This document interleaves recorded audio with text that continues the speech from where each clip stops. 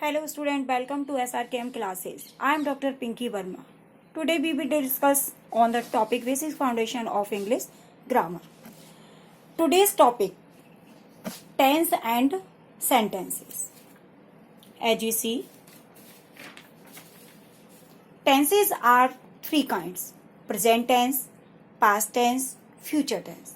Every tense is divided into four parts: present indefinite, present continuous, present perfect, and present perfect continuous. In the same way, past indefinite, past continuous, past perfect, and past perfect continuous. And future also divided into four, same way: future indefinite, future continuous, future perfect, and future perfect continuous. Now, indefinite tense shows an action that is repeated action and regular action. Continuous tense shows running action. Perfect tense shows completion of action. And perfect continuous tense also shows running action with time. In these sentences, given two types of time: point of time and period of time. Be used since for point of time and be used for period of time. Now discuss about sentences. On the basis of expressions, sentences are five kinds: assertive sentence, interrogative sentence, imperative sentence, optative sentence, and exclamatory sentence. Assertive sentence has two types of sentences: affirmative sentence and negative sentence. affirmative and negative दोनों sentence को include कर दिया जाता है एक sentence में, और वो है आपका assertive. For example, Ram is a good boy. Ram एक अच्छा लड़का है. This sentence belong to affirmative sentence. Affirmative sentence means positive sentence. And second example for negative, Ram is not a good boy. Ram एक अच्छा लड़का नहीं है. Affirmative means सकारात्मक वाक्य, negative means नकारात्मक वाक्य. Second is interrogative sentence. Interrogative sentence in Hindi प्रश्नवाचक वाक्य जिसके अंदर प्रश्न किया जाता है. These sentences are divided into two parts. इनको भी दो भागों में विभाजित कर दिया गया है. First is begins with helping verb and second is begins with WH word means question word. First example is Ram a good boy? क्या राम एक अच्छा लड़का है? यहां पर प्रश्न किया गया. Who is a good boy? कौन अच्छा लड़का है? तो यहां पर क्वेश्चन किया गया है क्वेश्चन वर्ड के साथ में. Third is imperative sentence. These sentences are orders sentence. इनको आदेशात्मक वाक्य के नाम से जाना जाता है.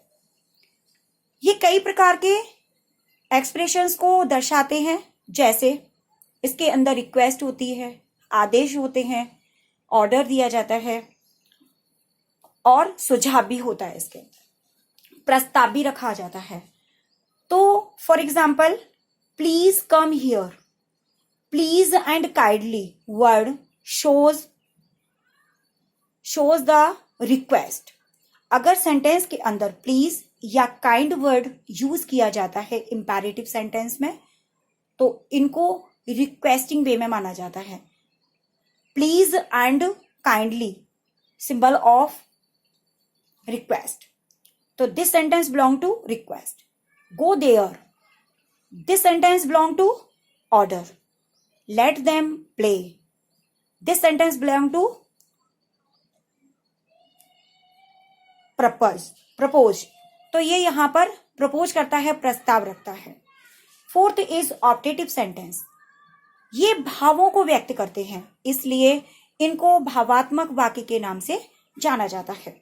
knowingly expression of heart feelings, हृदय के भावों को व्यक्त किया जाता है। बट कैसे? ये हम पहले से ही निश्चित होते हैं कि हम कहाँ किस सिचुएशन में हैं, हमें उसके अकॉर्डिंग कैसे व्यक्त करना है।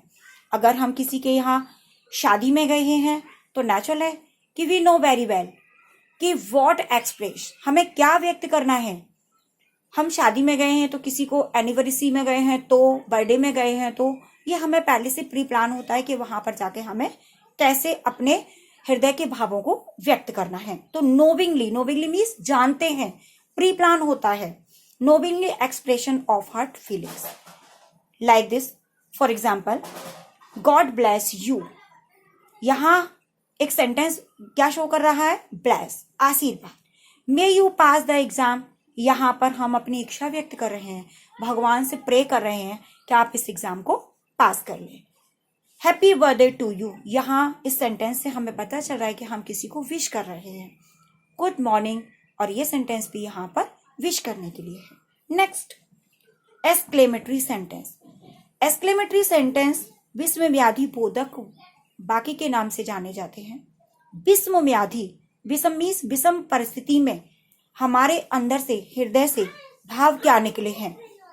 इसमें क्या होता है कि this sentence shows sudden outburst of heart feeling. यहां पर क्या था? ऑप्टेटिव में knowingly expression of heart feeling, और एक्सक्लेमेटरी में क्या है? Sudden outburst of heart feeling.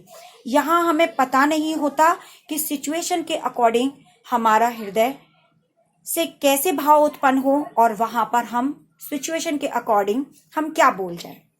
How beautiful Rekha is, what a wonderful this is, how great you are. These are sentences. Now,